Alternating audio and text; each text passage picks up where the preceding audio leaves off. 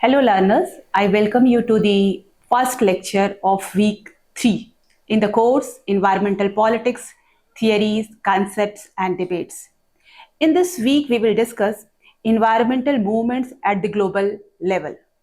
When I say environmental movements at the global level, we can observe that since 1960s, there are various environmental movements are going on in different parts of the world. And these movements are full of diversity in terms of issues, in terms of strategies, and organizational framework. Therefore, in order to comprehend these movements, understand them, analyze them, we need to have a theoretical framework. We need to understand that what do we mean by environmental movements? What are various strategies to define environmental movements? And what has been the trajectory of environmental movement at the global level. So, in this first lecture of week 3, we will discuss environmental movements at the global level theoretical framework. In this week 3, we are going to cover these aspects. And this is the outline of the today's lecture, where we will talk about social movement and new social movement, definition of environmental movement, trajectory of environmental movements at the global level, and also the basis of classification of environmental movements as well as brown issues and green issues debate. So, when we say environmental movements, you see in the 20th century, these movements have emerged as a major force with a transformative agenda. Why? Because they want to bring transformation. They called for deeper changes in the political perspectives, policies, structures, and institutions. And they have played very significant role in shaping the global political agenda. And that is the reason why Robert Nesbitt says what? That it is entirely possible that when the history of the 20th century is finally written, the single most important social movement of the period will be judged to be the environmentalism. Similar view has been expressed by Alan Turing and the team, who argue that the ecological movements of the late 1970s had the same transformative potential for post-industrial society as the working class movement had for the industrial society.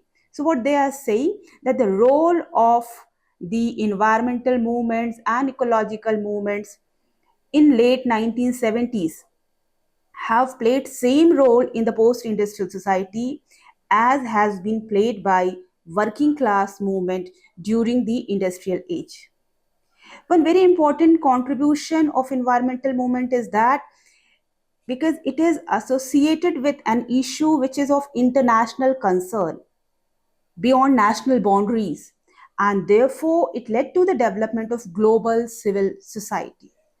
Now, often, environmental movement has been seen as social movement and new social movement. So we need to understand that what do we mean by social movement? What are the core component of social movement? And what do we mean by new social movement? So Walter Nichols says that social movements have two main characteristics. First, they are networks of organizations and individuals rather than single institutions. Therefore, their geography is more diffuse. So, environmental movements and social movements are what? They are networks of organization. Second, they tend to use non traditional means rather than conventional electoral politics. So, when they raise their issues, when they want bring a transformation, they do not go with the conventional electoral politics mechanism. Rather, they adopt non traditional means like protest, boycott, rallies, and so on. And these ever features of social movement can be broadly mapped with the nature of environmental movements. Now, coming to new social movement, K. Milton argues that the environmental movement is seen as a new social movement which is not class specific. Why? Because it cuts across class divisions, in contrast to the old social movements, which were more class oriented. The new social movements are actually considered to be a result of the shift to post industrial economy, and therefore its emphasis is primarily on quality of life and life cycle concerns, while the social movements of the industrial age were primarily concerned with economic redistribution. So, new social movements, which are often seen as a product of post-industrial economy, emphasizes on issues like quality of life and life cycle concern, while the social movement of the industrial age were mainly concerned with economic redistribution. But here I would like to bring one point for discussion, that when we say that environmental movements are seen as new social movements, and they focus more on the issue of quality of life than politics of redistribution or economic redistribution.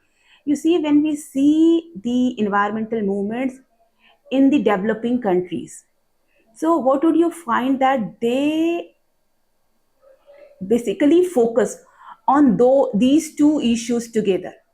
They also talk about quality of life, but at the same time they also emphasize on economic redistribution, especially when we look at the environmental movements focusing on environmental justice. Now we will try to understand what are the various approaches of defining environmental movement. So broadly, we can say there are three approaches to define environmental movement. One is cognitive approach, second is network based approach, and third is strategy based approach. So cognitive approach basically defines movement in terms of shared knowledge and interest. It argues that this shared knowledge and interest gives the movement an identity and potential for change. Network based approach defines movement in terms of linkages among the constituent of the movement. And obviously, the strategy based approach define it in terms of the strategies which are employed in the movement. Ehrman and Jemison adopt the cognitive approach and argue that to be a social movement, a collection of organizations, groups, and individual activists must develop an attempt to realize a collective project based on specific knowledge interest. So there are two things, that in a social movement there would be collection of organizations, but they must develop an attempt to realize a collective project, and this collective project must be based on specific knowledge interest. It is that which gives identity to a movement and which makes it a potential force for fundamental social change. So this is the cognitive approach to define environmental movements. Now, Doughty supports strategy-based approach and suggests what? That it is the employment of direct action method, which is the defining feature of a social movement.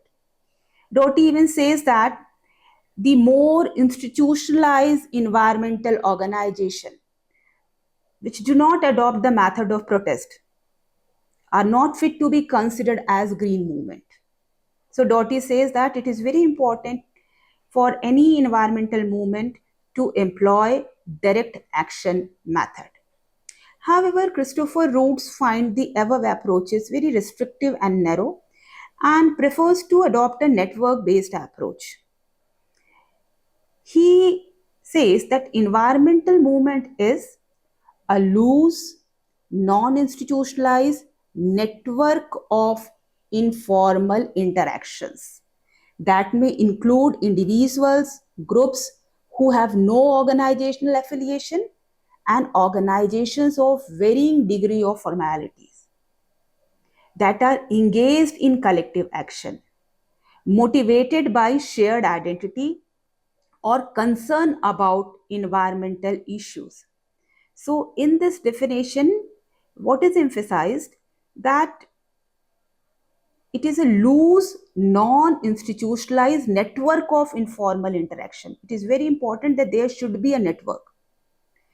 And all these different component of these network must engage in collective action. And their action should be motivated by concern about environmental issues. Roots also clarifies that environmental movements are not to be confused with environmental organizations and instances of environmental protest. He says what that when we talk about environmental organization, they are very significant part of the environmental movement. But environmental movement emerges only when these organizations are interconnected, when there is a network among these organizations, and when this network actively participates in collective action. So, this is the network based approach of defining environmental movement. Now, we'll talk about the trajectory of environmental movements. Here, we will follow the trajectory of environmental movement as given by Christopher Roots, because I found it one of the most comprehensive account. So, Roots says that there was early waves of environmental movements. What he says, conservationist and preservationist, which started somewhere in 19th century to early 20th century. The conservationist movements were primarily concerned with conserving nature and its resources, but with an utilitarian approach. Now, what is utilitarian approach? They wanted to conserve nature, they wanted to conserve wildlife, but for what? For human needs. So, nature here was seen as having an instrumental value. In other words, we can say they wanted to conserve nature, but conserve for human use. Like if you see the initial conservationist movement, when it was launched, there were certain groups which were very active, and even some hunting groups were active in this conservationist campaign. So now, why did they want to conserve? Basically, the goal was not so much the well-being of the nature, but to ensure the fact that hunting should continue, and it cannot continue if there is no wildlife. So that's why this uh, conservationist movements are often seen as uh, the movements which aimed as conserve for human use. In the same way, there were movements which were called preservationist movement. You see, it is very interesting. They also emphasize the need of preserving nature, but with a different kind of purpose. Their emphasis was on protection of nature from human use. So somehow we can say it believed in the intrinsic value of nature. And since it wanted protection of nature from human use, therefore it advocated for total elimination of human impact on nature. And that's why we can say that both the conservationists as well as preservationists supported the cause of conservation, but they differed on the use of the conserved resources. And one of the result of this difference was formation of groups like Sierra Club, which can be called one of the oldest environmental groups. It was founded by naturalist John Muir in 1892 to protect wilderness areas and establish national parks. When we see the contribution of preservationist movements and campaigns, we can say that it contributed in protecting the natural environment. But it is also true that their discourse was very limited. Why? Because they focused on preservation, but they didn't address the deeper systemic issues. They didn't talk about wide ranging social change. So it appeared that they did talk about preserving nature, but as an isolated issue. They did not try to focus on the fact that how the present state of environmental degradation is connected to social framework, and therefore they did not even emphasize on what we say wide ranging social change. This responsibility was taken up by the future waves of environmental movements. Now the next phase can be called reform environmentalism, that started somewhere in the late 19th century to mid 20th century. This reform environmentalism emphasized the relation of interdependence between human beings and the environment, and it recognized that their well-being is connected. We cannot think about well-being of human being and environment separately. During this phase, number of campaigns were launched on issues like public health, clean water, air pollution, safe disposal of waste, and sanitation. However, till the mid 20th century, it did not emerge as a coherent movement, but rather was in the form of isolated campaigns. It gained momentum with scientific advancements in ecology, resulting in early environmental regulations like the Clean Air Act 1956 in the UK. Now, from 1960s to 70s, the modern environmental movement. You see, in the late 1960s, we could see a major transformation in the very nature of environmental movement. And there were a number of facts which were responsible for bringing this kind of transformation.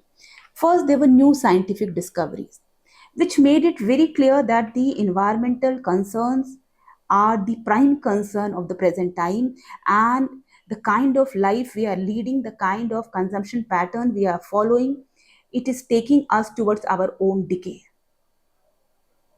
Because of these kind of scientific discoveries, there was an increase in public awareness. And one very important reason for public awareness was development of mass media.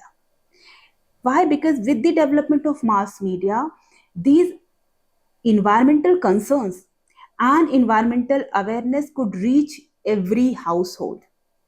And therefore, an increase in the mass base of EMOs or environmental movement organization was observed. And one very important factor was the new political space, which was opened up by new left and student movements. If you see 1960s and 70s, this was the period where large number of people's movements were going on around the world. By students, movements for civil rights, peace movements, and they created a new public space. And this public space gave an opportunity for environmental movements to spread its concern to different parts of the world. And this led to, as I mentioned in the beginning also, it led to expansion in the mass base of environmental movement. For example, 20 million Americans took part in the Earth Day 1970s. One very important aspect of the modern environmental movement was that it expanded beyond conservation. As we had seen that in the first phase, the focus was only conservation and preservation. Now, in this phase, it expanded beyond conservation and it presented a critique of consumerism, industrial pollution, and systemic social issues. So, this was the phase where deeper changes in the socio-political economic framework was demanded by environmental movement. So, in this phase, movement was not merely confined to see conservation or preservation as an isolated issue. Now, the fourth wave, which started somewhere from 1980s to present. Because of the dissatisfaction with the reformist perspective, various branches of political ecologism emerged. And therefore, Root says what? That this fourth wave of environmental movements or environmentalism was full of plurality of perspectives and strategy. Like there were deep ecologist movement, and these movement basically represented a radical branch of environmental movement, like the Earth First movement. Then there were movement for environmental justice, which linked environmental degradation to social inequalities. Ecofeminist movement, which connected environmental destruction with gender operation, like we can talk about Green Belt movement, and then eco-theology movement, framing environmental protection as a spiritual duty. So you can see there are a large number of branches which emerged during the fourth wave.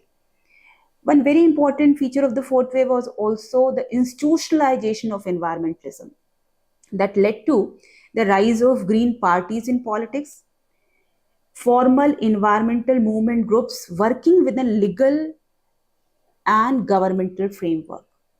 So now the groups or environmental groups, they were not only confined to the radical protest method. They started working within the legal and governmental framework through the methods like lobbying and policy engagement. And in fact, there's a lot of debate among scholars on the impact of institutionalization. The scholars who say that when the movement gradually institutionalizes itself, its core feature as movement somewhere gets impacted. However, we also need to understand that this institutionalization of movement has tremendous impact on the public policies.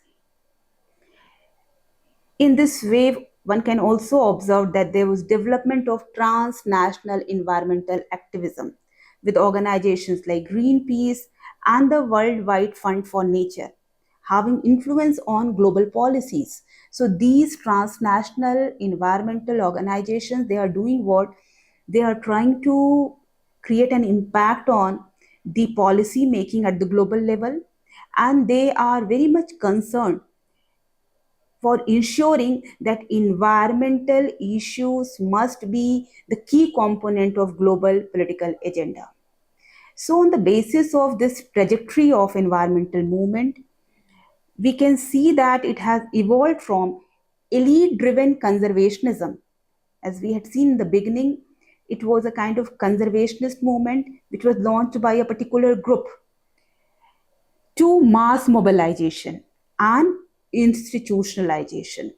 So this is how environmental movement at the global level have evolved over a period of time.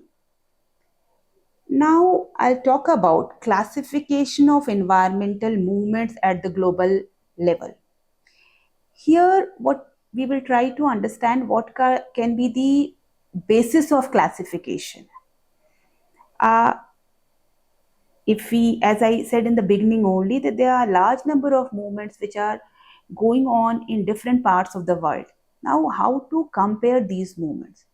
How to classify these movements? For that, we need to have certain basis of classification.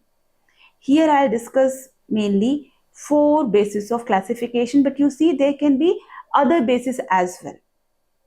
One very important basis can be this ideological trend. In the last week, we discussed about various ideology. So there are movements which can be called deep ecologist movement. Obviously, they will follow deep ecology perspective. Then reformist environmental movement, which may adopt prudential anthropocentric perspective as well as technocratic perspective. Then eco-feminist movements and eco-theologist movement. So this classification is on the basis of what ideology is being followed by a particular movement. But you see, this is also very important to understand that there can be a movement which can adopt more than one ideology. Now, second classification can be done on the basis of issues. I must make it very clear the issues which I have mentioned here, They are very small part of the issues which actually exist. This list can be expanded as much as possible, but it will give you some idea that what are the various issues on which movements are going on in different part of the world. Movements on forest and land rights, marine resources, fishery and aquaculture, industrial pollution, against development projects, and environmental justice movement, as well as anti-nuclear movements. So these are the various issues on which movements are launched in different parts of the world. Third is very important. This classification is done on the basis of who are the people who are involved in the movement. The movement can be launched by ecosystem people and can be launched by biosphere people. Now we need to understand what is the difference between this ecosystem people and biosphere people. You see, ecosystem people means if a movement is launched by the people who are immediately impacted by the issue of environmental degradation. Like if I can give you an example of Chipko movement. So that was launched by which people? Those who were immediately impacted. So that is called ecosystem people. And another can be biosphere people who are not directly impacted by that particular incidence, but they are indirectly impacted. When we say indirectly impacted, that means everyone who is residing on this planet are indirectly impacted. Like here, I can give you an example of Greenpeace movement, which started against the nuclear testing in Alaska. So that was what? That was a kind of concern which was indirect concern. But these two types of movement cannot totally be separated from each other. There have been a case that the movement was launched by ecosystem people and later on it was joined by biospheric people. But yes, it is a very important basis of classification of environmental movement. Now, fourth classification can be on the basis of organizations and strategy. It can be local level movement or national and transnational level movement. It can be a single issue movement. This movement can be an institutionalized movement, as we can see now in case of Greenpeace, and that there can be movement launched by global networks. So these are the various bases of classification of environmental movements. Another very important aspect of environmental movement can be brown agenda and green agenda. So we can see environmental movement from this perspective also. So brown issues generally include pollution, rapid urbanization, inadequate sanitation, illegal dumping, while green issues include protection of the ecosystem, wildlife conservation, and biodiversity. So what we can see through these issues that brown issues are more people-centric, while green issues are more wildlife and nature-centric. Although these two issues are not opposite, they are connected. Both are concerned with environmental issues, but the relation between the two may be problematic sometimes. Like in some cases, it has been observed that some rural communities were displaced to make a space for wildlife parks. So it is protecting environment and displacing people.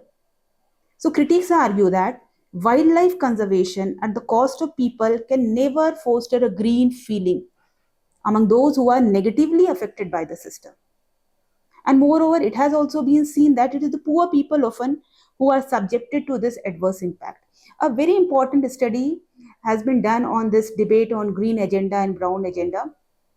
On the basis of that study, we will try to compare these two agendas. So green agenda, its focus is on environmental conservation, sustainability. Brown agenda talks about addressing urban environmental health issue. Major concern include climate change, biodiversity loss in green agenda. In brown agenda, it is water supply, sanitation, water management. Primary issues, once again, protection of ecosystem, reduction of carbon emission, renewable energy in green agenda. And in brown agenda, it is public health risk, unsafe living conditions. Who can be the key actors? So in green agenda, it can be environmental NGOs, governments, global organization. In case of brown agenda, it is local government, urban planners, health and sanitation agencies. So in terms of approach, we can say that green agenda focus on long-term sustainability and ecological balance, while brown agenda focuses on immediate human well-being and improved living condition. You see, this is very important to understand that green agenda, brown agenda, they are not always opposite to it.